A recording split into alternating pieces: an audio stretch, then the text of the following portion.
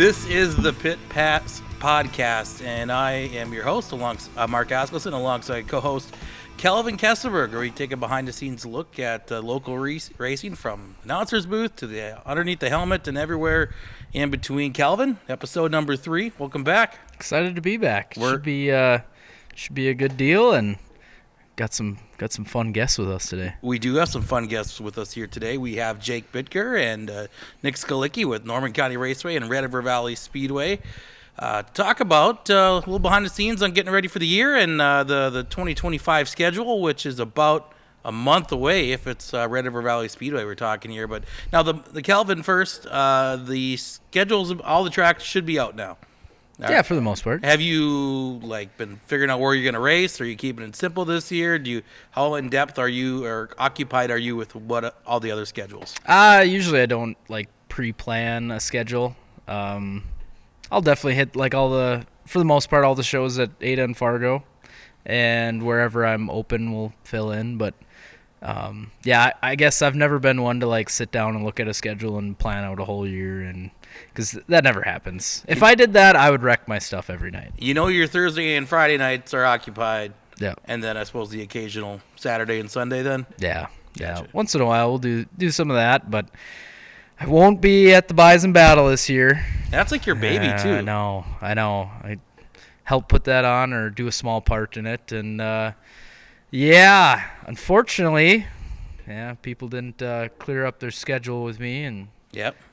Got to be a best man in a wedding. But it's okay. It's good. Hey, to be fair, you're hosting you're having a wedding during beat season. Well, so that's a terrible time, too. Hopefully we're done with beats. Yeah, hopefully we're done. Hopefully. Yeah. But now this will be the year. And Jake would agree here. This will be the year now. We'll get snow. We'll get 1.5 million gallons of rain. And, and we'll be digging beats until November.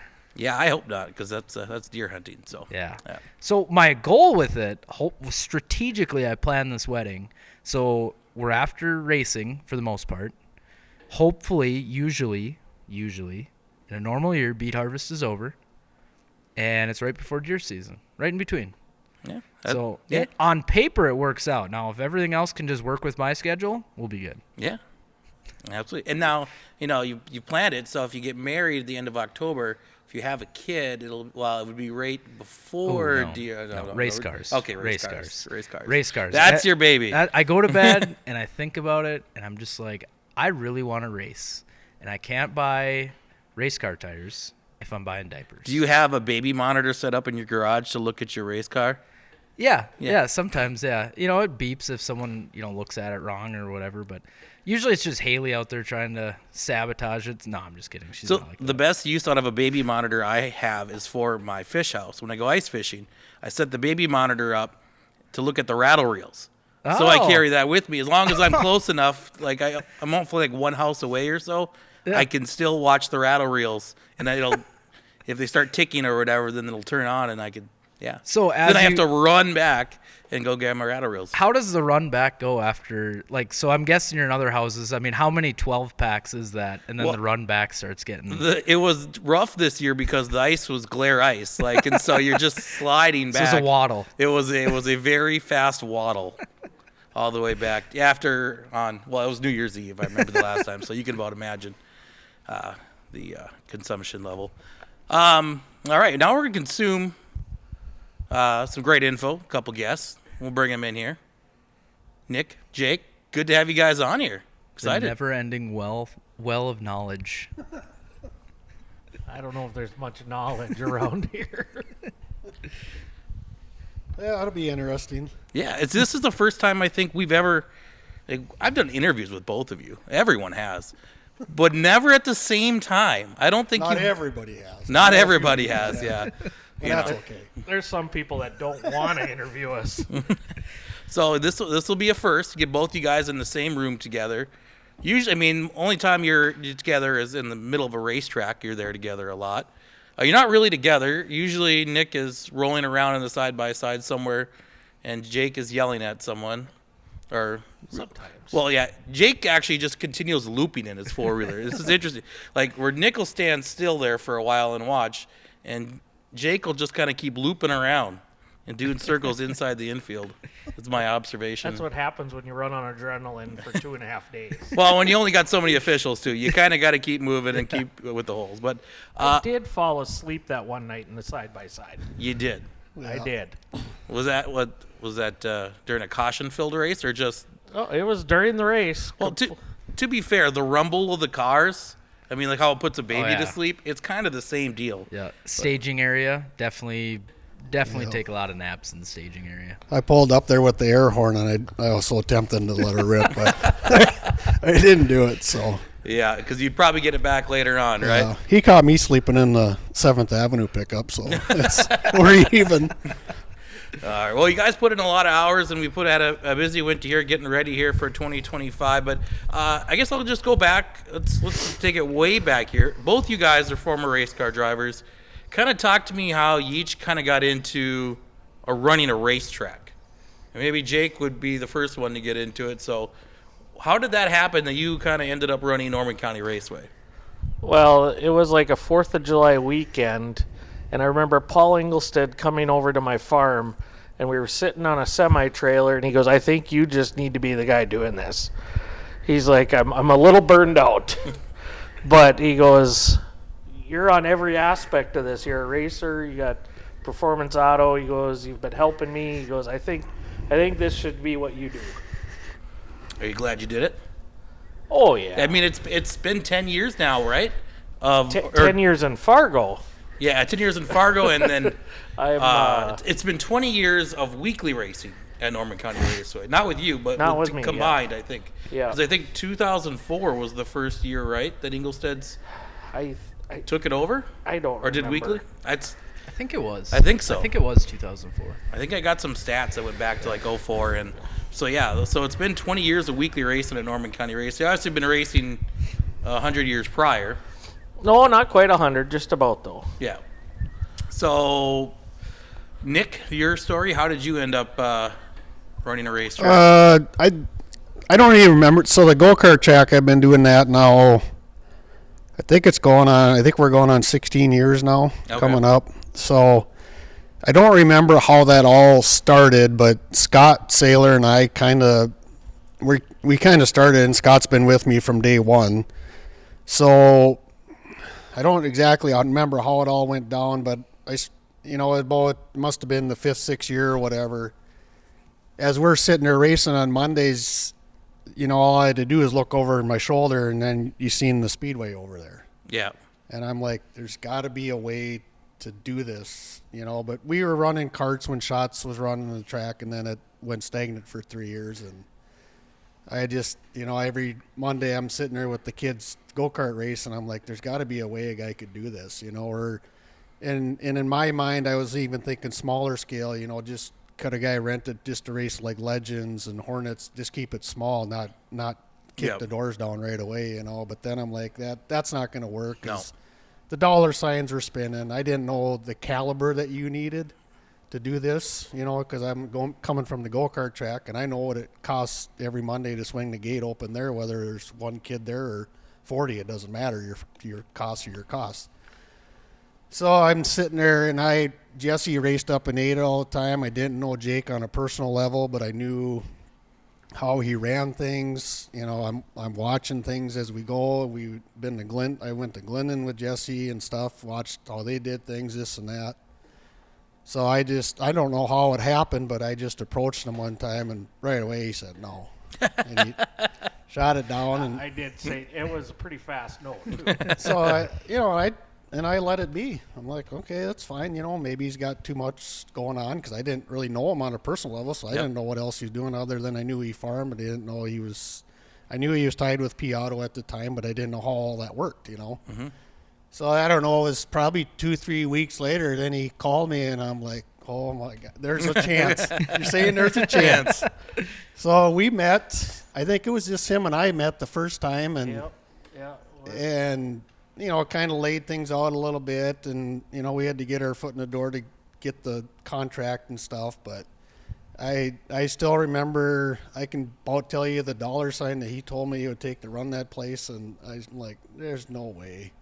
And he was pretty damn close. So wow, it's But them first 2 years, I bet you it was damn tough. You know, it's like, do we really want to do this, or do we really want to keep going? But then, as you keep getting more sponsors and you get people, you know, you guys are doing a good job. You don't necessarily feel that you are, because you're basically busting your balls every week to put on a show. But as we seen the end goal, what it could be, then it's like, okay, let's keep doing this. Let's keep, and then we just keep building things. Have we done a lot of dumb things over the years? Absolutely. But we do a lot of great things too. So. Yeah, that first year before we reopened the doors at Red River Valley Speedway, we worked for 45 days straight out on that grounds, Nick and I. And I think there was some other people. I think Scott Saylor would come out, Darcy Saylor. We got Jesse and some guys to put grandstand bleachers together. Yeah. Bleachers together, but it was a marathon for Nick and I, and I mean, you couldn't ask for better weather to get the place back together, because after sitting stagnant for 3 years, I mean, it was that's the thing only about for this. opening day to be 32 Freezing. degrees. That was snow. Yes. Yeah. But that was perfect. That was like a soft opening. Yep. for us. Yeah. I will never forget that. My buddy Sam and I, it was like right after school, and we were like, God, what are we gonna do tonight? And it was like, Red River Valley Speedway is opening tonight. Let's go watch. Yep. And like we grabbed like a sweatshirt and like a light jacket. Mm-hmm. Like it can't be that bad. We get out of the pickup when we get there. Oh my God, cold. Like snow, like it was snowflakes. It was bad, and we sat up in the grandstands, but and it was cold. We had a perfect like north or like south wind coming straight at us, and it was freezing. But like being there at the time and now looking back, like the opening night was perfect because it was kind of a soft opening and it ran so smooth. Yep. And ever since then, Red River Valley Speedway has continued to do. I mean, it's always been, smooth sailing, and it's always a well-ran show, and it's always put together. And you can have nights with bad weather, and what do you do? But for the most part, it's usually spot on. That is something that we're going to talk about here later on, is I want to talk about weather and making calls and things like that, because there's a big part to that I think a lot of fans don't understand, and that's one of the difficulties with promoting, is trying to understand weather and how it works and making the right call, and everyone's a weatherman nowadays. But we'll get to that, I think, a little bit later. So I want to get to now maybe fast forwarding now to 2025, getting ready for this race season. Having now a reputation, or having kind of got things figured out at Red River Valley Speedway, is it a lot easier to kind of check the boxes and get everything ready for, each season? I know there's variables every year, but, what's that like now that you've been doing it for 10 years? No, I don't. I don't think it gets any easier. It's a grind every year. I think we just work smarter and not harder.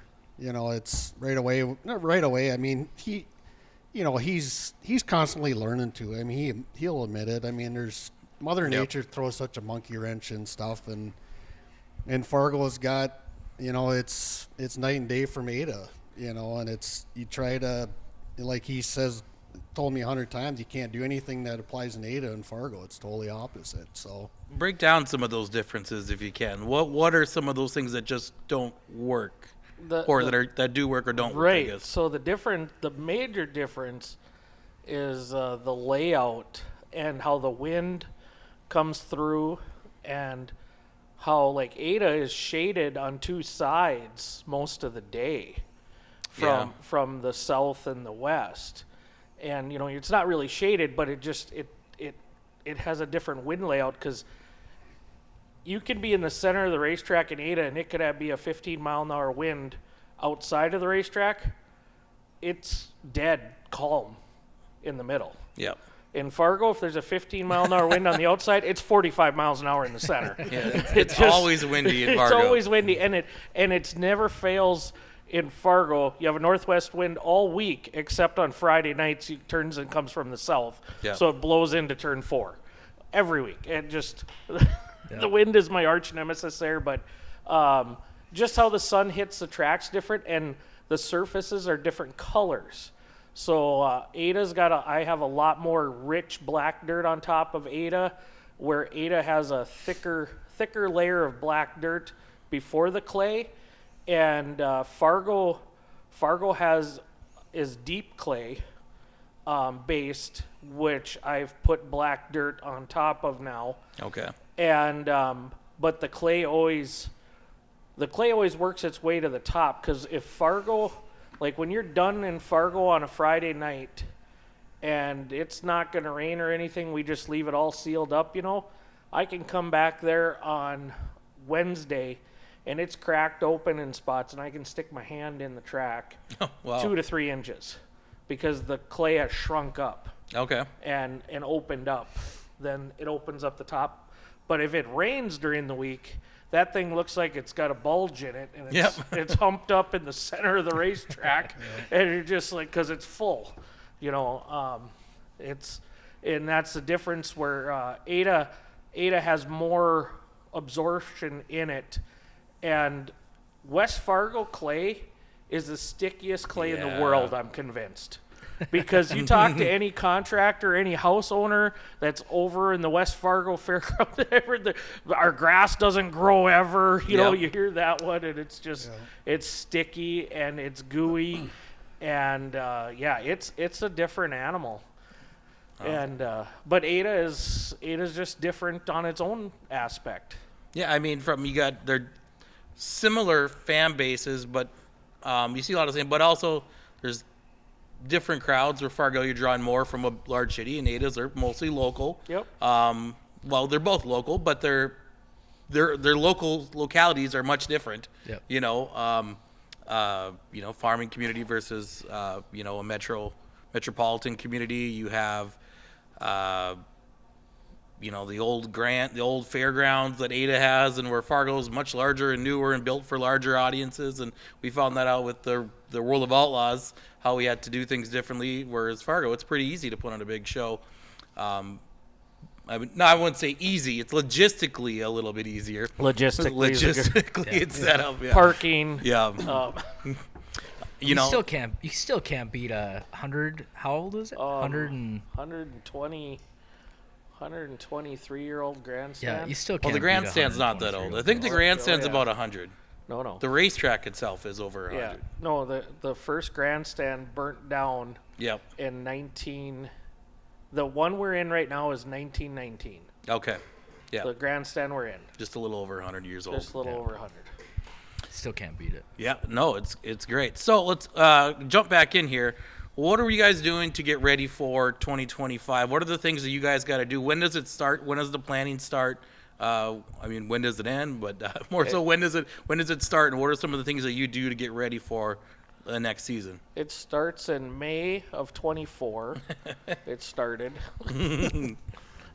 It never stops. It's a 365 day deal. When I went to St. Louis this year with him and Jared and Terry, and that's basically all we talked about all the way down and all the way back. It never stops. You're always looking for that. What else can we do better? Or what big races can we bring, or how can we make it better? But him and I, at the end of the day, our Friday night racing, we put it up against anybody. Yeah. And our racers, I know we could. If we could have a fantasy hauler to put 50 cars in a hauler and we show up at different tracks across the United States, these guys would run with anybody. So it's just fun to see them every Friday. The shows that they put on, and I think it hurts us. That's why guys don't come to the big money shows. They don't have a chance of winning. Yep. So yeah. Ada and Fargo are the same. You go to. It used to be Ada. There was in the modified class in Ada. And the street stock class, the top 7 guys could win anywhere. Yeah. Anytime, anywhere. Even in the Midwest Mod class, back in the day in Ada when I was running Midwest Mod, there was 25 cars and 15 of them could go anywhere in the nation and win. Yeah, we talked about that on our last show. Yeah. And Fargo's the same way. I'd put anybody up against our guys. Yeah, 100%. I would agree, and I think it's slowly, the word has slowly gotten out there. I think people are starting to understand that, and if they have, I still have people that haven't been to Fargo yet, that haven't been there since the half mile, right? Like they just won't go back, or they just whatever. Sometimes they write off IMCA. Sometimes if they're the old school Wazota only kind of person, it's like no, you need to go, like to experience it. Like I don't know why you don't want to watch 5 wide stock car racing, like every week. Like that is you don't get better than that. No. Right, and and we have a picture of a modified. I have somebody gave me. It's in my office, and it was actually like 6.5 cars wide coming out of turn 2. and it was like from year 3 that we were there, 3 or 4 in Fargo. And the track wasn't as wide as it is now. Exactly. So I mean, and it was unbelievable. I mean, when you start seeing some of those pictures, I tell somebody that that's never been to the races, when I go to a race, I want to see a good race. So when I'm working at a race, I want to see a good race. Yeah. And I've held my breath on the front stretch more because the racing was so good. Yeah. Turn 2 is at Fargo is one of the wildest places on the planet. And I'm going to ask you this as a driver. What is turn 2 like from your perspective? I mean, it's probably got tons of opportunity because there's passing, right? Yep. You can be aggressive. I mean, how do you approach opening lap turn 2? Well, I don't know. Fargo's kind of easy. Like, you could be 4 or 5 wide. You never know it. You would never know it. Now, like, I look back at pictures, or like I get out of the car and my dad or Haley or Ashton or whatever, they're like, holy, like, you guys were 4 wide for 3 laps. You never even think about it. You never just, the track it's so racy and wide that you never have to worry about that. I mean, occasionally, yes, is there a pileup, but all that comes from just having a racy racetrack. When you're wide like that, stuff does happen, and it doesn't happen often in Fargo. No. And you don't think about it. It doesn't. You never have to like go into a corner and like try to plan out how you're gonna leave, because there's always an opportunity to change or to make a cut or something like that. I mean, you're always able to move around. Absolutely.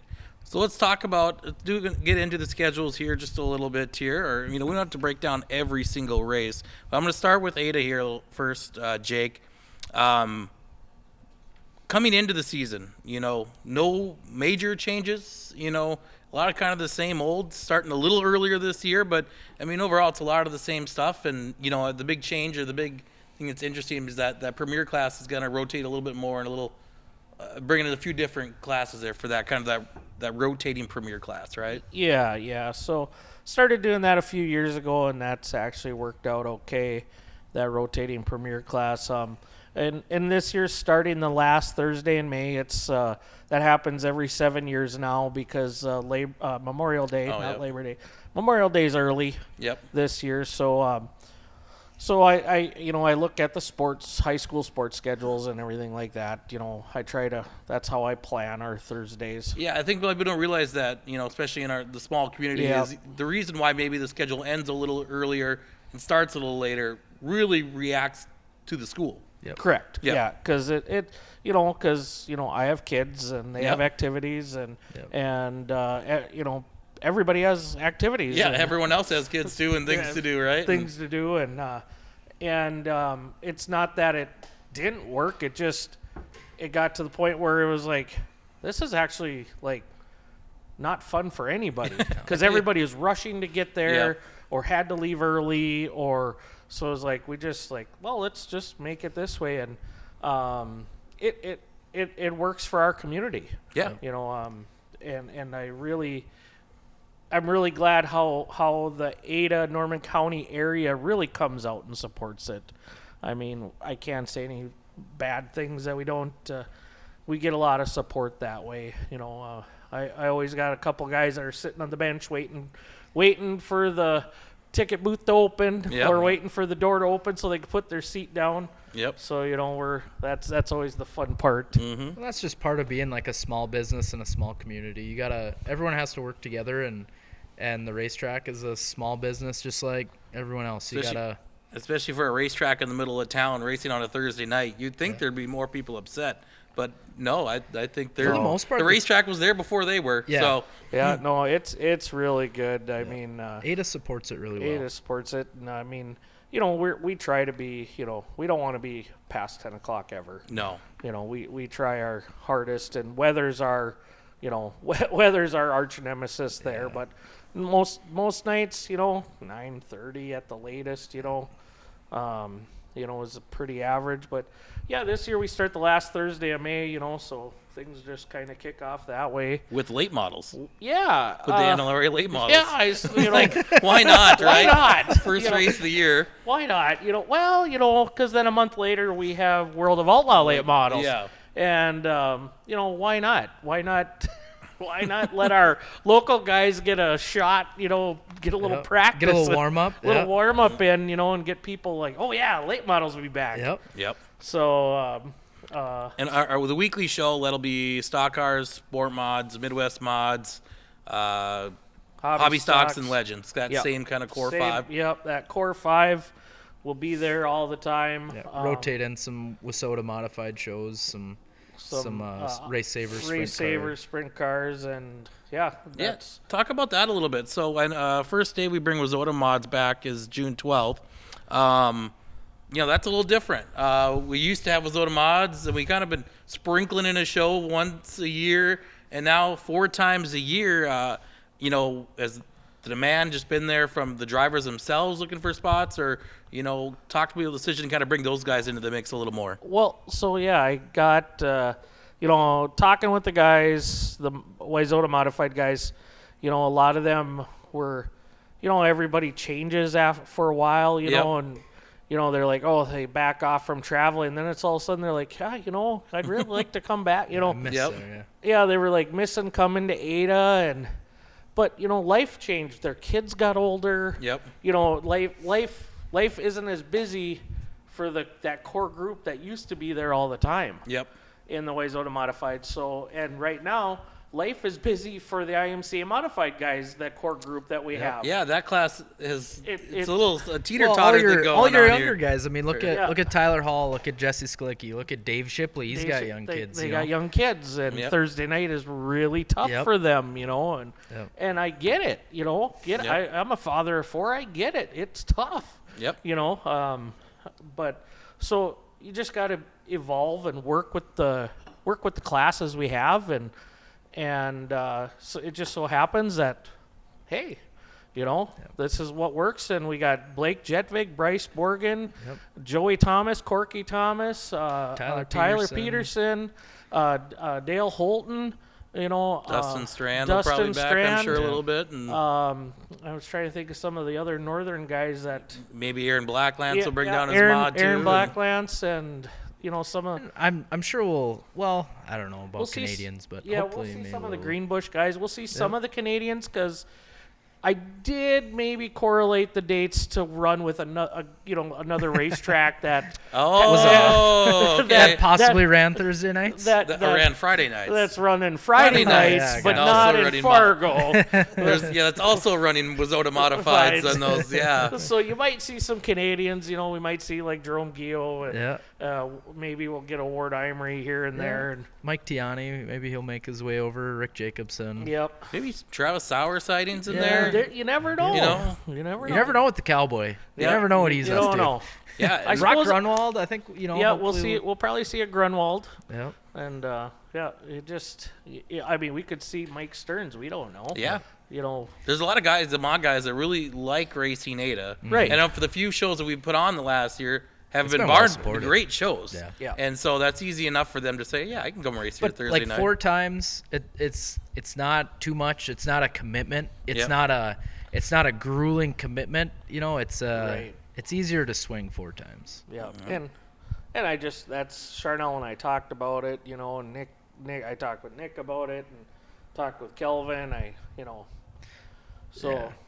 And it does. Oh, we got Bryce Borkin too. You know. I was saying, did you mention Bryce Borgen? Yeah. I didn't Yeah, mention Bryce. yeah, I you mean- got him. Oh, you I did? got Oh, him yeah, first, okay. Yeah, he's the local guy. I mean, he's like, it's nice Yeah. to have another local driver, Yep. right? So Yeah. now that he's back racing. Yep, and then, same with the IMCA Race Savers. I mean, we got Andy Pake, Yeah. You know, we have the Eisenschenk twins. Yep. Ty Wilkie. Ty and- Wilkie. We got Ty Hanton. You know, Yep. we got Morgan Nyquist. Rothenbacher. Yep. I think there's a few other new guys that might be building some Yeah, cars here they're- this year too. So they're all very close to Ada, you know. Yep. So it works into their schedule, but they couldn't commit to a full To a year, full so year, yeah. so it worked out better to do it this way. yeah. All right. You Well, know. well then Thursday, June 19th, of course, and of course, you know, we got the Norman County Fair. Wazota Mods will be back for that and other regular classes, but Stock Car Kingpin Clash going to be throwback night. Yep. But it's the fair. It's the fair. It's the fair. It's the Ferris wheel shots on Yep. turn 4. Yep. Yep. It's such a great environment. The historic Norman County Fair. Yep. And Get your the Ada get your- Nationals. Ada Hashtag- Nationals. Nationals, yeah. Let's Ada hashtag Nationals. it. Let's Josh, make it. I think Josh Johnson deserves credit for bringing that back. Yeah, so. I think Mike and Josh brought that back, and you know, all we need is a Devon Mumlove sighting there, and maybe a Jimmy Catfish Stena. Oh. So then we'd have the whole crew. That's you know? for throwback night. Yeah, I I mean, cool. it is throwback night. So I mean, if we could get the flaming redhead, I mean, we're come gonna Jake and I are gonna get our fire suits from our 2-seater picture back in the day. can we get Corky Thomas there too? Oh, I yeah. mean, it's Wazota Modena. I mean, all the classic characters of NCR. on. Yep. Awesome. So that's always a ton of fun. Usually a rowdy crowd. What and- about Blake? What about Blake Borgen? What is Have he you doing? seen his hair? He's a beach boy. He is kind of a beach Really? boy, but yeah, he's got Okay. the hippie. But we could find a car for him. Oh boy. Blake, if you're out there, hear me now. Blake, I will no find breaks, a car. Borgen. We will find a car. Lord help us. Or at least put him in a pace car maybe or something. Wow. No. I think it'd be safer to have him in a race car. I think so too. I've seen him race a Winnebago. Oh, wait a minute. No, that was Paul Engelstad. Yeah. Raced the Winnebago around the racetrack. I saw Corky Thomas kiss the girl on that day. Speaking of racing Winnebangos or whatever, Battle of the Business Bus race is also during the fair. We can't forget about Yeah. that. That's become a staple in a packed grandstand. Yep. Oh, and we we're- got new events. We I'm got not gonna ruin it like I we did got- the other event that we were gonna Yeah, plan. we got a new event for Battle of the Business Buses. Yeah. Woo. Well, yeah, the new Look event out. we were supposed to have. Yeah, new event we're was, supposed Well, that would have to been have. cool. was Jello wrestling, IMCA sanctioned Jello wrestling. Yep. and Kalvin ruined it. I had spec uniforms picked out. I had the spec pool picked out. So we were gonna have the Norman County Raceway division, and then we were gonna have the Eagle Raceway division down in Nebraska. Down in Nebraska. And we were gonna have a national. What would you call that? Jello off. Yeah, I'd say Maybe a a national Jello championship, Jello off. right? National championship of wrestling of wrestling in Indianapolis at the PRI show at Lucas Oil Stadium. at Lucas Oil Stadium. And IMCA was fully sanctioning this. Yep. Yeah. And Charnel, I dropped the Gotcha. ball. All right. Kelvin All right, I brought dropped it the up ball. at 8 o'clock at night in my office, and Charnel was standing there. I thought she was gonna kill both of us. Like, she had the craziest look in her eye, and at one point she said, "I'm gonna kill you." That was from Step Brothers. You're welcome. Yeah, I ruined it. All right. So everyone who wanted to see Jello wrestling, too bad you're not. Yeah. At least for this year. Yeah. But the best part of the whole thing, though, is we were talking about it at the banquet with Nick and me and We had it all sold, had man. Mark and his wife, and we were sitting there, and Charnel, we were all kind of smiling. Charnel walks up. You guys better not be talking about Jello wrestling. and we were, yeah. Code Red. Abort. Yeah. I Kelvin dropped the ball. forgets that Charnel has all the votes. That's true. No. I'm still used Haley hasn't quite like beat that out of me yet, like the ask for forgiveness thing. I still roll by that one. Yeah, Jake's way. past that point. Yeah, I asked for permission. So, moving on. I want to talk about the World of All Out late models. There wasn't a good segue for this. I was No. trying to think about how do I segue into this. Well, it was to the going to World be of All there. Out. It So, was yeah. going to be that night. Yeah. Yeah. Oh, okay. So, that's going to be Saturday, June 28th, with the stock cars. Talk to me about the achievement of making that happen last year and it being such a success. I mean, when that night was over, I mean, just for everything to pretty much go off without much of a hitch. I'm sure there was hitches.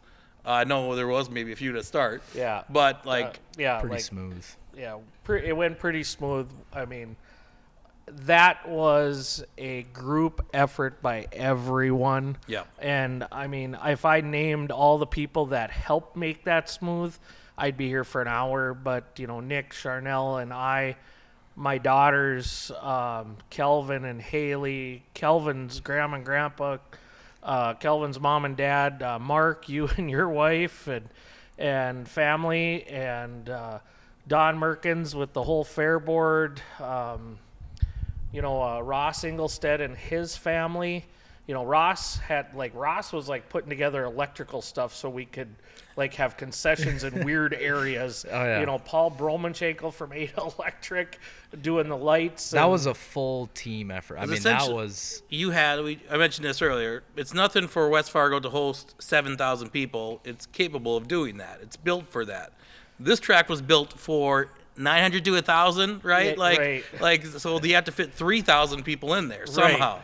Right. So, it was, I put this vision together in my mind, but I couldn't get it out of my mind to everybody. So I just had to kind of do it, in stages. And I'll never forget the car ride that we were in when Steve Francis called him back and was like, all right, let's do it. Awesome. And Jake and I were frozen in shock. We're like, what did he just say? Because we're kind of at that point, it was let's throw it out there, but maybe not going to happen. And he looked at the map and he's like, all right, let's do it. And we were just completely because there were some things that had to fall into place for this race to even happen, right? Yep. Yeah. There was some different things going on that made this, otherwise it wouldn't have even happened, right? Right, yeah. So logistically, they wanted to, World of Outlaws wanted to see a layout of the map. Well, I have laid it out because I had it in the back of my mind. I always wanted to try it. So I'm digging through my stuff to find this map. And then I'm blowing the dust off. I'm like, Charnel, you got to help me. You got to help me make this map look good. So, because you're thinking, camping, parking, grandstands, I transportation for people parking. Yeah. Just if it rains. Yeah, which the night before it did. A hailstorm was about 4 miles away that would have completely taken out everything. Yeah, Grand Forks got rained out the night before. Yep. And Fergus too. Yep. So Mm-hmm. there was a lot of luck to be had for them, and it worked out good. And talking about what it was like to, the feedback from drivers and from the race director with France, sometimes all the feedback from them was positive, and that's a huge thing, right? Everything from them was positive. I mean, everything from them was positive. I didn't hear anything negative from the announcer booth. We had to add on to the announcer booth just to make more room, and they were like, this is awesome. They thought this was great that we did that for them, and a lot of the drivers were impressed. Just kind of listening a little bit, we're impressed with the hometown feel. The small town, down home type feel at the racetrack. I think it looked aesthetically really cool. Yeah. And it looked good when on I was TV, watching it on the screen up in the booth, I'm like, this looks cool. Because it was a little different from the single cam chasing it around like we normally have at any streaming.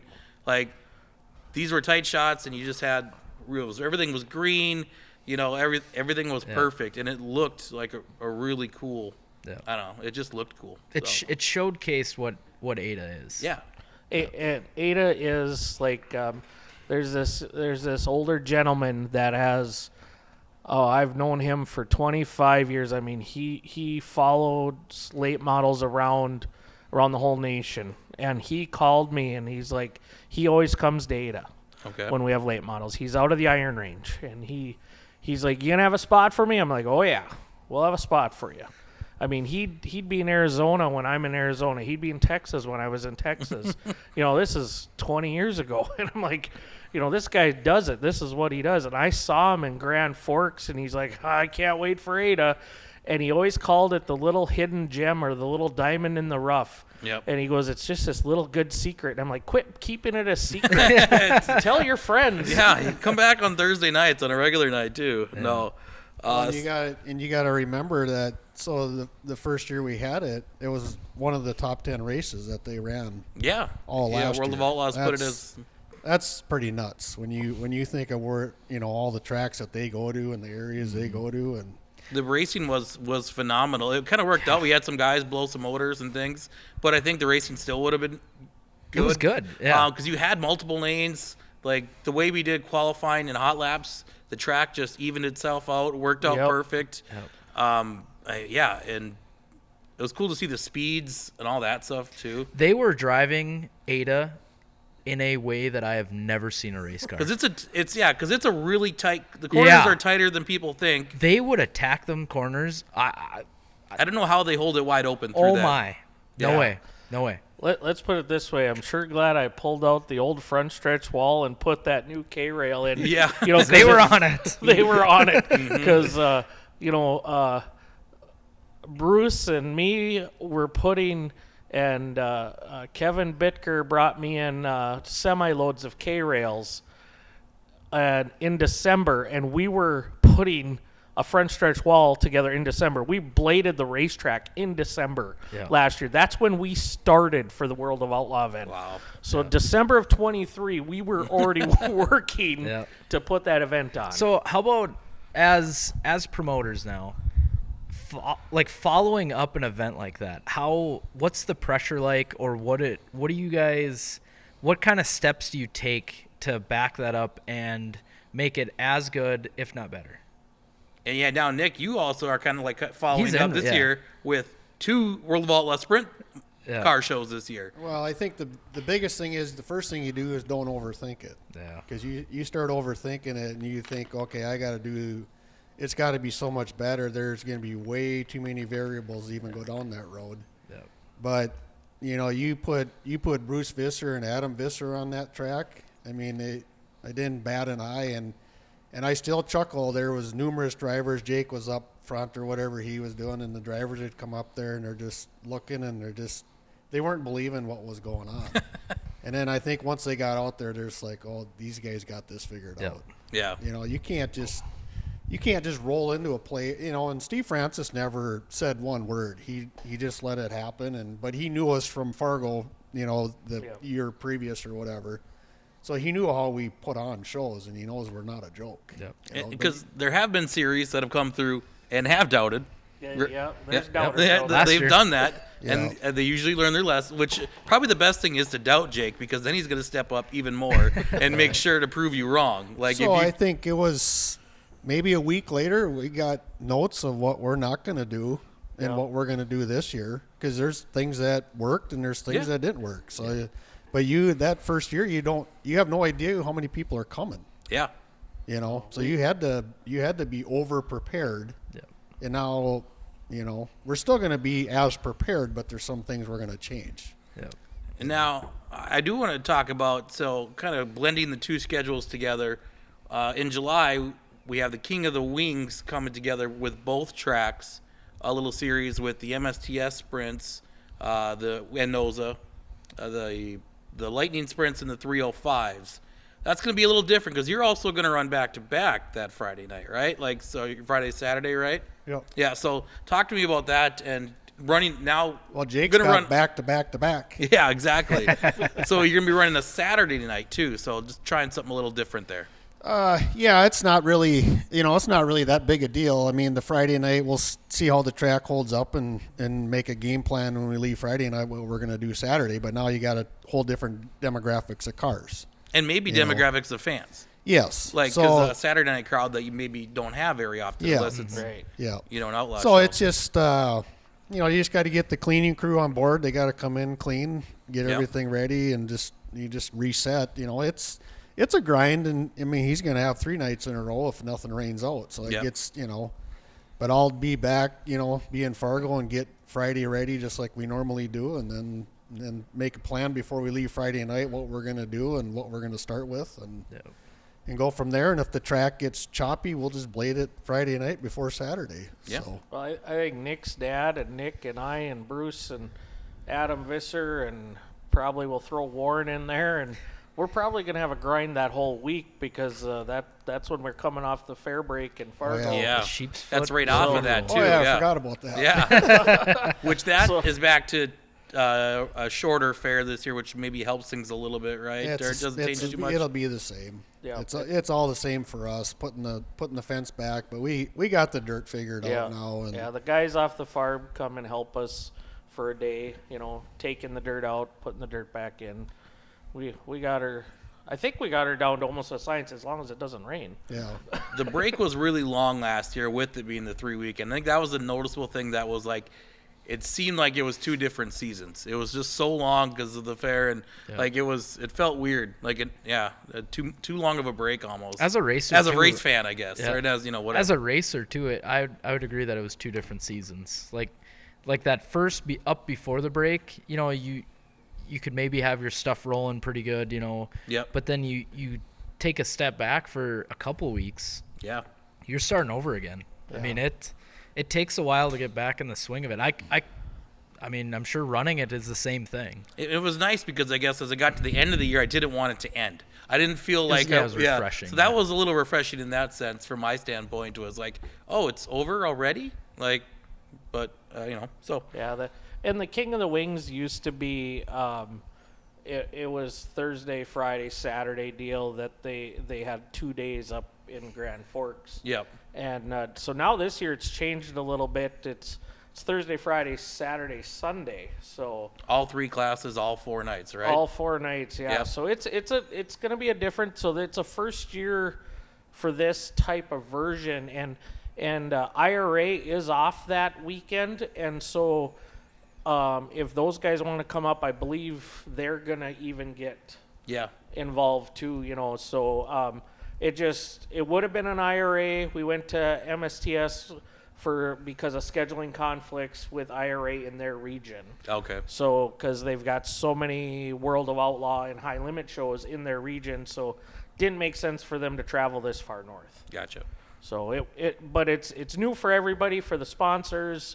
Todd LaHaza, Buffalo Wild Wings, helps out with that, and it's new for all the tracks. So it's just something different we're trying. I think it's going to be a good thing. We won't know, but I think it's going to be a lot of fun. Yeah, following up last year, bringing the 410s back. We had a couple of years without the 410s, and Yep. That was probably one of the best sprint car tracks we've had in a long time there, and we made some adjustments, and Well, in Ada, if you can prep it just for sprint cars, it's a different game. Yeah. it's a different racetrack, and Yep. it's fun. Yeah. When you got to try to prep it for everything, you're not really making everybody. Yeah. You're just kind of in between, and then all of a sudden someone's gonna suffer. Yeah. If it's the stock cars, if it's the Midwest mods, or if it's the sprint cars. Yep. But you don't know which one's gonna suffer till you're about halfway through. Yeah. I'll never forget that before the IRA show last year. Their promoter, it'd be their head. Scott we're Sinclair. Yeah, Steve Sinclair. I had got there early, and the guys had worked the track the night before. Like, I knew that. Yeah. Well, the track, it kind of dried out a little bit or whatever, and he's up there. Like, I was at the tire trailer, and so I'm just, I showed up early. I kind of started getting stuff unloaded, and he's up, and he's like, "What's the deal? Like, why aren't they prepping this thing? What are they doing?" I was like, "You don't know a Visser grading track. Like, you just hang on." And he just kept kind of doubting me. And I'm like, you just hang on. Heat races get over, that track was amazing. Yeah. It was, and features came around, and the racetrack was so racy and fast. He came up at the end of the night. He's like, "I'll never doubt you guys again. You knew exactly what you were talking about." I was like, "Yeah, you don't know And there were a couple sprint car drivers that were doubting it a little bit too, but were nicer about it. But they would, they were doubting it a little bit too. And Never I think, doubt Jake and the Visser crew." and there was one member that was very pleased that he finally got his track. He didn't get any rubber, and it's part of it. But and then the rest of the season, of course, you got the stock car challenge, July 24th. Oh, yeah, the Sanders Stock Car Challenge. That's always Is that Pork Chop Night? That's pork chop. That is a national holiday in Ada. It is a national Yeah. holiday. Like if you haven't been there before, If you don't drink a Busch Light and have a pork chop, you haven't lived. No. Yeah. No. I think it used to be a little more of a party. It I think used we're to all be. getting older. I think think a little so. bit, so we need the younger guys like Kalvin to keep that party going. Yeah. Yeah, that party used to last till Be a the sun bonfire at the came 11 up, pit. and But I'm okay with that not happening anymore. I'm too old. No. All right, and then of course we got Lightning Sprint Nationals back August 7th, and then of course all the weeks. We're skipping over a few, but it's the weekly racing. We do a couple weeks off there in between the World of all the Late Models and the King of the Wings, but not to go too in depth on anything. But anything particular you're looking forward to with 2025 at NCR Well, that we haven't really mentioned? Or yeah, no, I kind of like how this schedule laid out this year. Every class has a special, and I've had years where not every class has had a special. yeah. So so it's kind of lays out just right. So it's a fun schedule. There's a lot of fun nights, a lot of fun events happening there. I think what makes Ada really unique, besides it being an old, grandstand track or old fairground track, is the family atmosphere. I know it's something that you really touched on. I mean, it's family run, but if you're a parent with kids that want to see racing, it's affordable and it's family friendly. You've done a really good job of that. And you guys had too, Red River Valley Speedway, but I know, you guys both work together, but Ada especially has been really affordable for you to bring your family. So when Charnel and I took over, that was her big motto. That was Engelsted's motto. We just adopted into that and just kept developing it because, I got 4 daughters. They were all raised at a racetrack. Yeah. Every one of them. I got to apologize to teachers sometimes because I'm sorry I raised them at a racetrack. Now you have to have more because you're running out of help. Yeah, I'm running out of help. I'm out of help. Yeah. Sometimes they'll boycott on us. We don't know. So, no more. No more. No, it's all good. It's all good. I got the family-friendly atmosphere is really good. But you know what? You still need a little excitement, a little rivalry. It's like Jello wrestling. Like Jello wrestling. I didn't. Kalvin. Yeah, you still need the storylines. You need the drivers to be. You need those sport mod guys. They're always good for a little bit of drama, that's part of it, right? That's what makes it. Rob Van Mill, 85 to 150 feet out in the trees.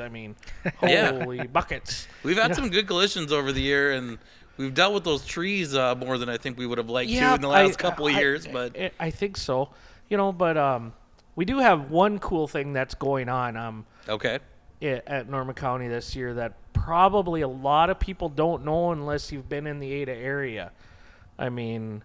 We are actually building more grandstands. Okay, so I didn't ask about this because I haven't been by the racetrack, and I didn't know if you were still going to do it. Yep. Yeah. Okay. It's happening. Trusses are being delivered. Awesome. So new grandstands. Tell me about this. So we're going to build new grandstands on the north side of the original ones, not connected. But these are not going to be covered. Okay. But they will be. They will have an upper deck that'll be kind of like a patio. Okay. That'll have probably like a sunshade on it if we get to that part. Okay. But it's definitely being a group effort of a lot of volunteers, a lot of construction guys in our area. Ada Building Center. Josh Visser's been spearheading this big time at Ada Building Center, and me and of course Bruce is going to help me. Because we got to move some water lines, we got to do some moving. This started last fall. Steve Thom and I started. Steve Thom from Thom Construction. He's a big race fan, and we started talking about it, and then we're like, oh yeah, let's just do this. So him and I are measuring things out. Can you believe them old grandstands are not square with the world? No, I can believe that 100. Although when you put people on them, they might square out. I don't know, but well, they're good now. Yeah, they're good now. So it's like we were trying to square up these new grandstands where we wanted to put them. We were trying to make them square. We have them square with the world, but then they weren't square with the old grandstands. It's like, oh man, how are we going to do this? So we're gonna have. They'll be elevated as high as the other ones, so we will have a handicap ramp to get up to these like we did last year. So they'll be just on the north side. It should be good, and we're gonna have them ready for the 8 affair. So Okay. Awesome. So Just in time to pack them full. just in time to pack them full. So Yeah, because that gets a little crowded, and then you Yep. get the late model, or all the late models. So yeah, that'll be great. It's going to be a good little deal. So for the community, because we've thought of a other lot of uses for it too. So 100%. So it's going to definitely be something good for the community going on. Awesome. So if you see some work at the Norman County Fairgrounds, that's what we're doing. Awesome. That's great to hear, and I'm glad that is going through. And Yeah. All right. That's our big project for the year that we got to try to get done by. We got June 19th. we got to get done before June 19th, maybe June 17th. Okay. So Yeah, probably want to do that. So, All right. Well, Nick's grandstands do not need to be tweaked or built new ones yet. We haven't got to that point yet, but I hope not. so we've packed them full on some World of Outlaw shows, but you got quite a bit more to work with, and a full schedule to work with too here as we kick things off about a month from now. By the time this airs, it'll probably be less than a month. Are you ready? Oh yeah, we'll be ready. We'll watch this next snowstorm. I've been out there and checked it, I suppose, a couple times. There's a couple inlets that aren't draining yet, but I'm sure they opened up by now. So Yeah. we'll be good with the snowcross. I think that's probably good that it's not there, but on the flip side, it kind of helped. We didn't have the frost on the track either. Oh. So you got to think about that. So now we'll see how that factors into this year, but. Because it brought in a few more rocks. That was the downside, right? When you Yeah, had snowcross rocks there. in the garbage, and it was a lot of work, a lot of cleanup, but we'll see how it is, and if there's frost in the ground, we'll just burn more diesel fuel. That's all. Yeah, well, and it's been relatively nice this month, so hopefully it'll get a little warmer, and for then. And the track itself, I mean, how much work when does it kind of start? Getting it ready. I mean, when do you start turning some dirt and kind of? Well, once we know we have a good forecast where we're not gonna, spend a week out there or something, and then all of a sudden we're gonna get 8 or 10 inches of snow coming. You just play it out. You're better off leaving it alone than instead of making a bunch of work for yourself. Now, we'll do a test and tune no matter what. So even if the opener has to get pushed, if Mother Nature don't cooperate, that's. Because I got guys texting me all the time, well, we're going to do a test and tune, right? No, we're just going to start racing. Yeah. Well, the test and tune is important for a lot of different things. It's important for you guys as a track to kind of get see what it does. To get some cars on it, right? Yeah, test the scoring loop, make sure that's working, and turn the lights on, make sure they're all working, stuff like that. We don't practice under the lights, but we'll flip the switch when we're there and just go check everything, make sure it's working. Make sure the announcer, the speakers work, and all that stuff. Because over the winter time, things go bad, so I'm just waiting for a nice weekend where I can bring Nicholas out there and we'll just start putting stuff back. And you'll spend a Saturday just getting things organized, just so we can get to that point. But. Well, May 2nd is the start date, and the racing for you is pretty consistent all throughout the year. It doesn't rotate as much, the rotating premier class. It's pretty consistent, those same 6 classes pretty much every week, other than a few specials, right? Yeah, other than, the biggest change this year now will be we got 2 World of Outlaw sprint car dates now, so. Yeah, so talk to me about that opportunity. You've been one for a while, and Fargo always used to have 2 way back in the day, right? Yeah, I mean, Jake and I, we've been asking for it every year, and it's it's not really our decision. It's World of Outlaws, it's Scott Boyd SLS, and we just keep asking, and maybe we got merited where he's going to give us a chance this year, and we'll see what happens. So, I mean, hopefully the fans will appreciate it and show up for both, because at the end of the day, he needs to make money to continue doing these shows. So it's amazing, where the fans come out of the woodwork for the World of Outlaws shows that, I've had the chance, I'm there every week. So when you're up in the booth, you kind of get to see who's there. You kind of know even when it's 1,500 people on a regular basis, you kind of get to recognize all the faces. But then there's been the few times where I've been at the World of Outlaw shows checking purses or whatever, running tickets. It's where did these guys come from? They're not here weekly, but they're from Fargo. It's there's a pack of they don't come out weekly, and the hope is with a support class or whatever, you can kind of maybe they enjoy that show or they just enjoy the atmosphere and they come back more on a weekly Yeah, basis. and that's it. At the end of the day, that's what you want to, please them the best you can. So hopefully that they'll support what we do every Friday, because at the end of the day, our Friday night racing is our bread and butter. It's not doing this World of Outlaws shows. Yep. It's him and I have said it 1,000 times. Our Friday nights is where it's at. So We do World of Outlaw shows for the community, for our fans, for the Yep. racing fans. They ask for it, so we do it. We do enjoy it, but I think our Friday night racing in Fargo and Thursday night racing in Ada is some of the best racing around. And call me biased, but that's what it is. And there is some pressure with the World of Outlaws too, because Fargo used to be kind of one of the bigger outlaw shows of the year. That was a 3-night. It used to be way back, Yep. and that was you'd watch the races on TNN back in the day, right? And so it was a really big event. And Fargo was one of his old outlaw shows since the very beginning, right? So there's some history there, and there's that opportunity to kind of impress people or kind of keep up that legacy, I suppose. yeah, and that's it was kind of funny last year. I think that's the first time I think we've ever scraped the wall in 10 years. That whole front stretch wall was just peppered, and I'm like, I had to scrape my face off. I was in the flag stand with mud. So yeah. Bruce is like, you got any scrapers here? And I'm like, what do we need a scraper for?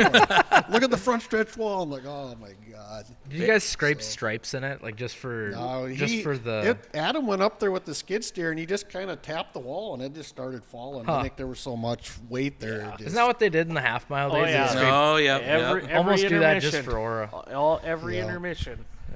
And so speaking of legacy, the Danny Schatz Memorial will move up to that first weekend of Outlaws. Yeah, and what we're doing there, and a lot of the legend drivers that I know personally, so as long as the May 31st show happens, the Danny Schatz Memorial Race happens, if we're to get rained out and the show is a washout May 31st, then the Danny Schatz will get moved to August. So we basically have a buffer so that we can hopefully get it in.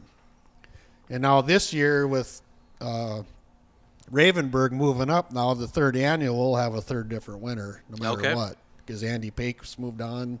Tyler won last year. He's moved on. So that'll be pretty neat. That'll be good. So Hopefully we can get a first timer or something. That'd be.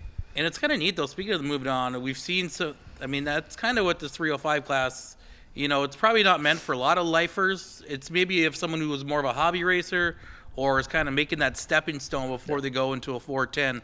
And we're already seeing kids and people kind of graduate from that, move up to, they get their experience. And I imagine the 410 guys got to like it too, because they're not getting rookies necessarily in their 410 class right away. They're getting guys that with experience. with experience. And Yeah. I think that class will always do that. I think it'll always be kind of a fluctuating class around here. I think you'll have a good core group of guys, but I think you'll always gain one or two or lose one or two. Yeah. Just to that. Just It's definitely going to be that way, and it's only going to help sprint car racing in the area. Yep. Because look at Tyler Raylenberg. He was 3 years in a IMCA race saver, and now he raced some 360 stuff, and now he's going 410 racing. Yep. Pake, Pake. Andy all of Pake that was almost a going quick time in Fargo last year, right? Like, that was Did he start the salute on the front row? Yes. yeah, That's such a cool picture. I mean, front row with the Outlaws. Come on, yeah, and finishing sixth, and Yeah. that was the pretty good company there. that was a good moment for our local racing to see, Andy Pake and Like I tell Brad, Andy's going to be way better than he ever was. and Brad was pretty good. So Brad was pretty awesome. Brad Come was on. pretty awesome, absolutely. So throughout the year, any races that we kind of want to highlight, you seem to keep it pretty fun each night. We get a bunch of fireworks nights and the meet and greets, and we kind of try to keep it different or something fun going on every night a little bit. Yeah, what's a little different this year is we have another NLRA show before we do the 2-day Howie Shill. Yeah. So that'll be interesting. I think that's July 18th. I think they're coming. Yep. So that corresponds with the King of the Wings with the sprint cars up in Grand The race Forks, savers right? will be up there, so we're bringing late models to And Fargo. the Howie is 2 complete shows, right? It is a Friday, Yep. Saturday. It's Yep. Yeah. Friday, Saturday. August Two complete. 15th and 16th. I know that's something they wanted to do for a while. I think it was a one-night one, or it was a It was Coal a Shield. Thursday, Friday. Yeah. Coal Shield kind of got that going, and I know last year or 2 years ago was the first year. 2 years ago. 2 years ago was the first. Last year we didn't have it because they both rained out. Rained out. Rain. But to have a big late model special back to back is kind of neat. Yeah, and we 2 years ago we did it Thursday, Friday, and I don't know, it was like 2 days later we just said if we're going to continue this with Cole, we need to do a Friday, Saturday. We're not. The Thursday wasn't good for us for attendance, and anytime and that's where the King of the Wing deal. I mean, that's it's going to be a crapshoot. But like I said, we've done crazier things before, and we'll try it. But I just anytime. If it's not a World of Outlaw event and you get off a Friday, you don't know. You flip a coin. And especially for a racetrack, if you have one bad night with a special, that could sink your whole year. Oh Yeah. yeah. So I'm sure that plays a big part in it Yeah, too. and one thing Nick and I do when we plan events, I mean, we look at our schedule and we plan on doing racing every race. So I mean, we sit down and budget. How are we going to pay for this? Yeah. Talk about that a little bit. That's one of the things I wanted to touch on. I don't think people realize how much money it takes to run a race. I mean, just from a purse standpoint. Yeah. And you guys have always been pretty good on your payouts with the purse or whatever. I know stock cars are too expensive. I think you should give them more, but I'd race for free. Honestly, I'd give them more. Kalvin's racing for free. I'll race for free. All right. Hey, As long as Jake stands at the end of the straightaway with his shirt off again, if I ever win again, which probably won't happen. Oh yeah, I led a race. Was it the Kingpin? It might have been the Kingpin. It was one of the races. Coming down the backstretch, white flag. I take the white flag, coming down the backstretch, and Jake's standing at the end of the straightaway with his shirt off. And I almost pile it off the top of 3 and 4. I come back, and I didn't say anything. I never said a word. Because I was like, it's kind of one of them, like, you passed. I was like, did I just see that? Like, Yep. So take the checker, do the victory lane, come back. I'm at the scale, and he comes over, and he's like, did you see me with your shirt off? I was like, I just about crashed. I did not want to say anything. I, thought I was going crazy, but, yeah. If Jake will do that, I will race for free. it's a family show. We can't do that all the time. Okay, it was probably a good thing it was on the backstretch. Yeah. Keep the shirt on. I mean, I don't know. Yeah, you keep the shirt on and you keep winning races, I guess. Yeah. Hey, if you can't have fun.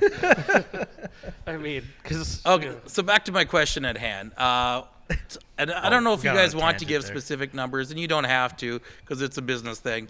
But, I mean, as far as how much does it take to put on a race, even just from a payout standpoint? I mean, people could probably do the math and figure that out. Yeah. But I mean, there's so many other things too. Whether that's you take the payout and take it times 2.5, and you'll be really close to what it takes to run a racetrack, and A lot of people don't think about the insurance. the insurance, the employees, the payroll tax, Your fuel. our for fuel the water truck, costs. that hasn't changed. Ada and Fargo are so much different in fuel.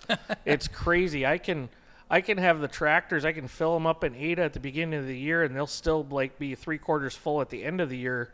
Water trucks I fill 3 times a year in Ada. Fargo, we're filling tractors every 2 weeks and water trucks every two weeks. Because if it rains in Fargo, it's start over. yeah.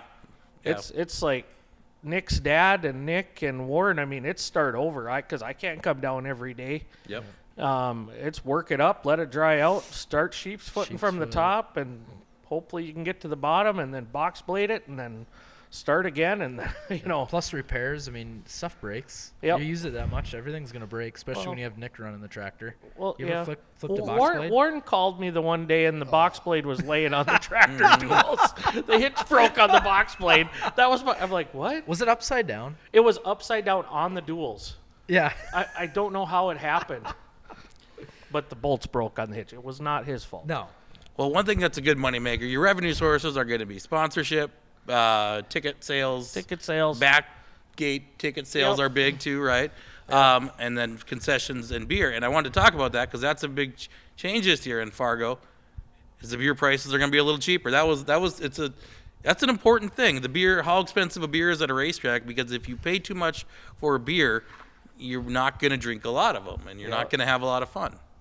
Yeah, and I'm kind of glad that the bar staff or the waitresses and stuff, at least they said something, because their tips basically went to nothing. Yeah. Because it was too much. So I mean, if they're not getting tips, they don't want to work there. So Yeah. at least they said that, and Jake's told them, and Yep. and they finally listened. Now I don't know what it's going to be, but we'll see. Well, they said $7. Yeah. And so, yeah, that's the thing. You have to work with the Red River Valley Fairgrounds, or the Fair Board there. And, you working with the Norman County Fair Board, I know, was a pretty easy deal. Yep. A little different. I'm not saying it's difficult to work with, but you kind of had different presidents or different chairmen or CEOs to kind of work with over the years. And it's maybe a little more competitive, where, you got to keep them happy, and they work together. So talk to me about that relationship you got to have with the Fair Board, because it's their track, right? Well, I think, they own the track, right? Yeah, when Cody first come on board, I think all three of us went out there, and at the end of the day, it's easier just to send Jake out there. You don't need. He doesn't need to talk to three of us. Yeah. Just let Jake handle it, and Jake gets along with them, and at the end of the day, he figures it out. But that way, it keeps me out of it, and then Cody don't have to talk to me. But if we need to borrow something, we know who to call, or they have different tractors or something if we need to borrow something, and they've been good to us like that. But on the same token, they use our stuff too, so it's not like we're only just borrowing their stuff. So but at the end of the day, we try to be as independent as we can, because it's just use your own stuff, and We try to make life as easy, like a good partnership. Yeah, right? so like they don't even know we're there. Yeah. So and we run things past them. It's like, oh hey, we wanna do a test and tune just to try something out, and oh can't, oh that's fine, not a big deal. Yeah. And there have been conflicts over the years, and you've had there'll be a dog show on the grounds, but you just got to work through it, and everyone is, and they have their auctions and their other things, and it's just something you got to work through, and they're a busy place, and communication at both places. It's all about communication. Yeah, absolutely. So I want to go back to the topic that we touched on earlier, and that's when you got weather, right? Talking about those decisions. Because I've been lucky enough or unlucky enough to be part of those conversations that happen. Are we going to be racing tonight, right? And I've seen every message come through on Facebook. Are you racing tonight? Yeah. Are you racing tonight? The phone calls. I know what it's like to be a fan wanting to know. But probably the most difficult decision comes when you have to cancel ahead of time before a rain drop ever hits the ground, right? Talk to me about the decisions you have to make, and why it's kind of important to get ahead of it, and not wait till 6:30 and then it starts raining or whatever. Talk to me about what the decisions you got to make there, and how you make that decision to cancel a race or not. Well, we could start with NCR. Everybody's. We have few local racers, but everybody else is traveling about an hour. Yep. So as far as racers go.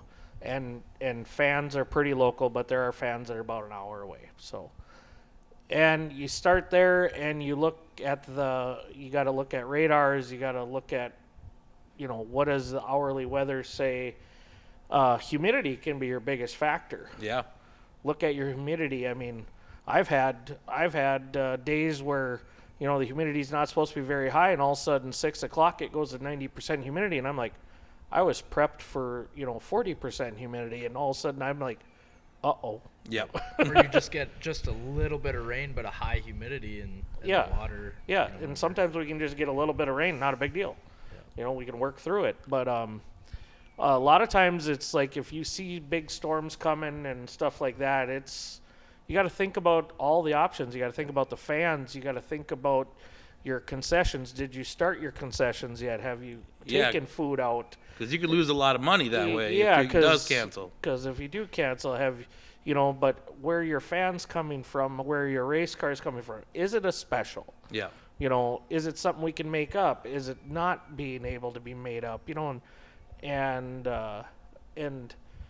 what is it like at noon when everybody goes for lunch? What is it? How much rain have you had on the track already in the week? There's I think as a racer, if if I see rain, or there's a chance of rain, and I gotta drive, I'm probably not gonna do it if there's a high chance. But on the other hand, like when a racetrack calls early, I'm almost like more thankful for that, because now I didn't drive early. I didn't leave work early. Yep. I didn't drive all that way. I didn't.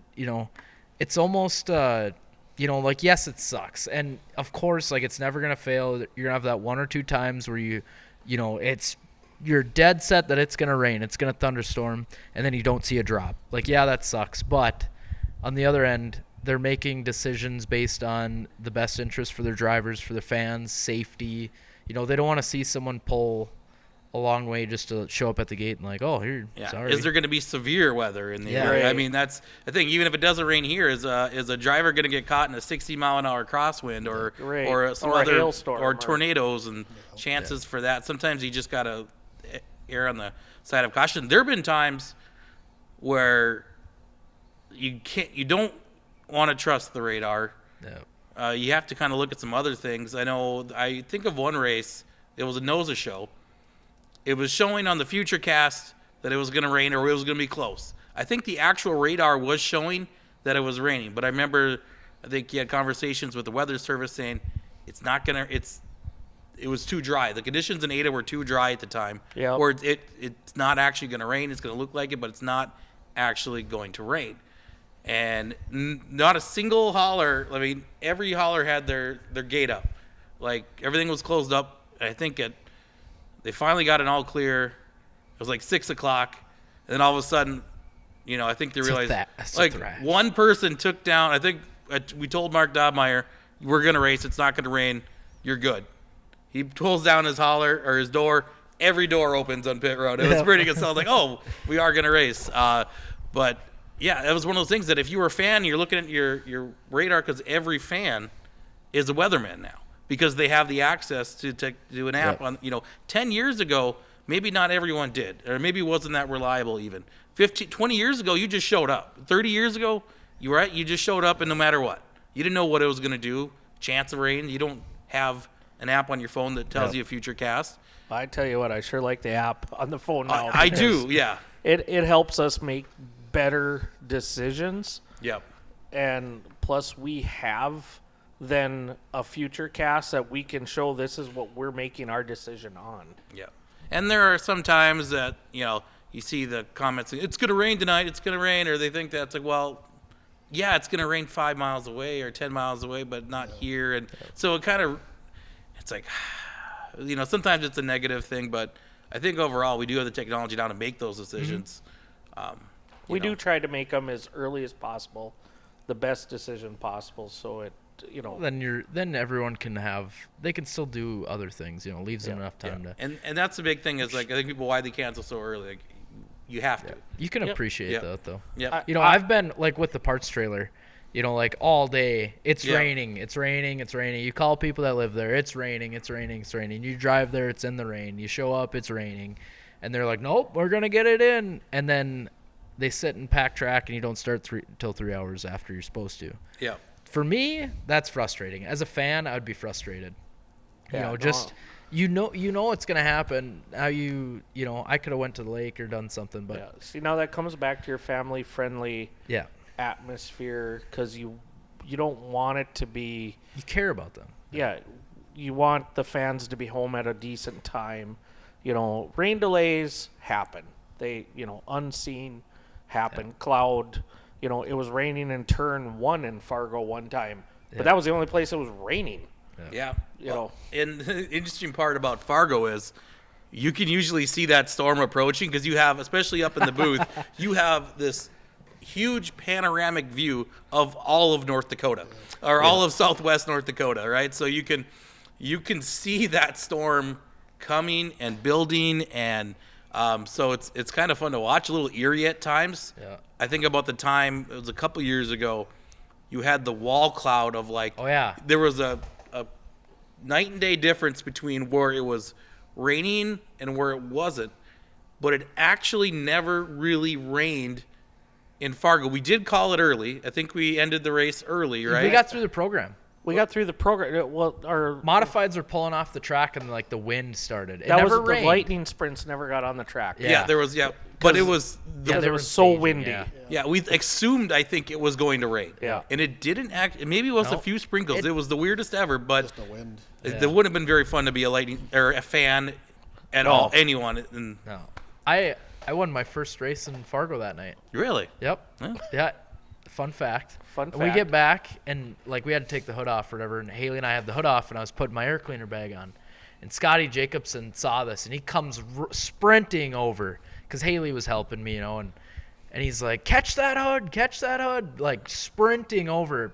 Like he got there, and a gust of wind came, and he slammed his hand down and caught the hood. It was about to blow away and smoke Haley and like take her out, and it was like holy. And after that, it was just a thrash, and the wind was just straight line winds, and yeah. I was laughing at talking about prepping and weather that last time we had the shill. Remember, it rained or whatever. I don't know, it was 3/4 of an inch or something. And half of the guys are like, this ain't going to happen. This ain't going to happen. Jake goes over, gets the digger tractor. He's coming out, and they're all lined, there's probably 10 drivers lined up. And he's coming around, and he's kind of struggling, and he comes around 1 and 2, and I said, watch this now when the dirt flips over. They're like, what? And he comes by, he starts digging. Here comes some dry dirt flipping right over the top. What? This might turn out pretty good. How does that happen? And I'm just like, you guys have no clue. Until you eat, sleep, and drink it, you don't know. And The wind helps you out for drying out a lot, or hurts you a lot in Fargo. But the humidity always seems like a weird issue, especially I think as you get later in the year, when that sun goes down a little earlier. Yep. Yeah. Whatever moisture you put in, it's coming out. Yeah, it seems like if you can't get that moisture out for a certain time, I know we happen a lot with outlaw shows because you're running a tackier track. But if you can't get that moisture out before a certain time, it's gonna stay. Like it's in the humidity. If it's a humid day, is there a truth to? Am I right about that? In that World of Outlaws show last year, that was total SLS. Just keep putting water on it, and Bruce and Adam were totally in disagreement. Jake was up front running the front side, and we just kept pouring the coals to it. It turned out to be. But that night it turned out well. Yeah. I think there was a wind that night too. Yeah, though. and I think that was part of it. It was a 30-mile-an-hour south wind, and it was pretty hot. So I thought but once Fargo gets that gooey, it ain't going to magically dry out. So, and I'm sure they're just going to let us do what we want again when they come this year, but we'll see what happens. So Eventually they'll learn. Yeah.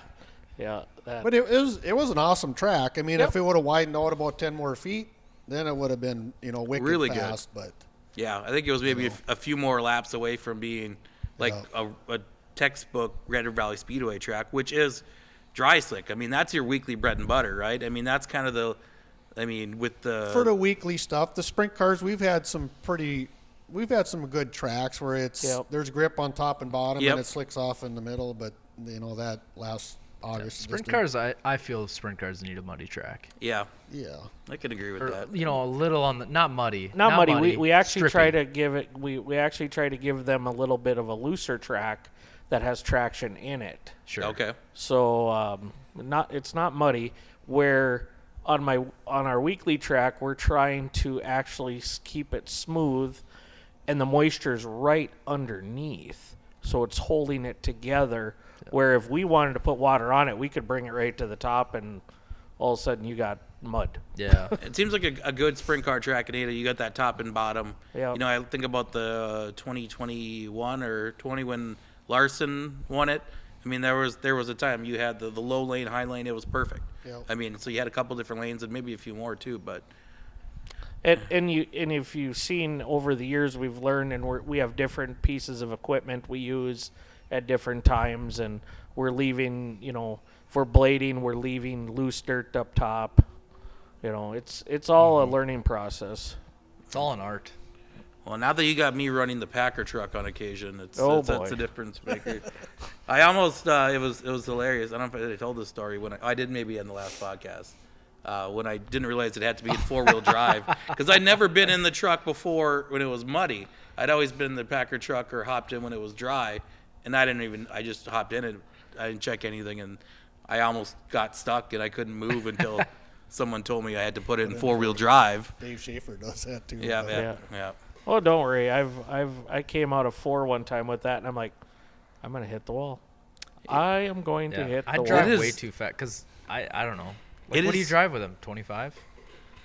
Well, I don't know. See, I'd just pedal down 45, 50, and just push right off the end, just like a normal Friday night. That's just like a normal. yeah, day That's just just for a you. normal night. Friday night. Yeah.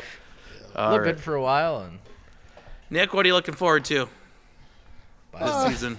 Yeah, it'll be a good year. I hope the fans come and support that first World of Outlaw show. Now that we got a second date, Yep. and Corey does a good job.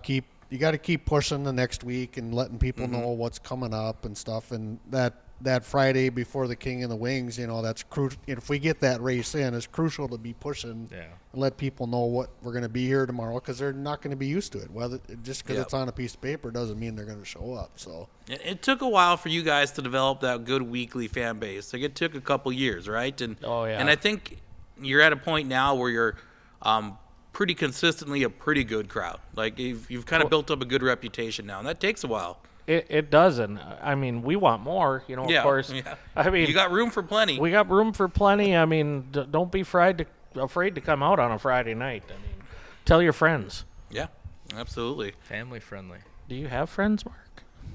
Just He's got me. You got me. I got Kalvin now. That's Oh, about okay. it. Yeah, we're good. Yeah, that's about it. No, I don't have friends because I go to the races on the weekend. So That's right. Yeah, That's no. That's all right. All right. Well, anything else you guys want to cover here on the Pit Pass podcast? Bison Battle, June 6th. Bison Battle. Yep, that Bison Battle will be a lot of fun. Modifieds, IMCA stock cars, sport mods, and hobby stocks backup classes.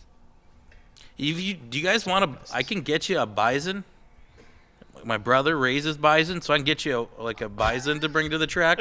I don't know if it's like the ones that come down to like We a could Wild do West it like shootout. Wild West Shootout, and they could. Oh, they could sit on a bison? I don't know. You cannot sit on a bison. I don't think. Why not? I don't- Can't there- you slap its ass? Yeah, I don't know if I would Maybe we recommend could it. have That could be our intermission. intermission. We got bison riding in this.